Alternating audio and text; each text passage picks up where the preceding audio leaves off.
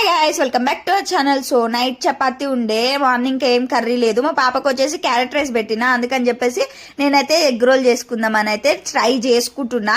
Taste ఎట్లా వస్తుందా అనుకున్నా, కానీ సూపర్ వచ్చిందండి. ఫస్ట్ అయితే మీకు వీడియోలో చూపించిన వెజిటేబుల్స్ అయితే తీసుకున్నా.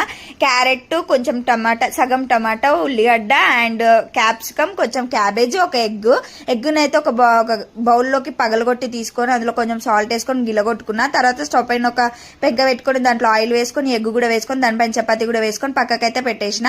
అండ్ ఇంకో స్టవ్ పైన ప్యాన్ పెట్టుకొని అందులో ఒక స్పూన్ గీ వేసుకొని నేను కట్ చేసుకున్న వెజిటేబుల్స్ అని వేసి కొంచెం సాల్ట్ అంటే ఆల్రెడీ అందులో వేసా. అండ్ మనకి సాసెస్ లో కూడా కొంచెం సాల్ట్ ఉంటుంది కాబట్టి చూసి వేసుకోవాలన్నమాట. అండ్ కొంచెం మసాలా కూడా వేసుకొని మంచిగా ఫ్రై చేసుకున్నా.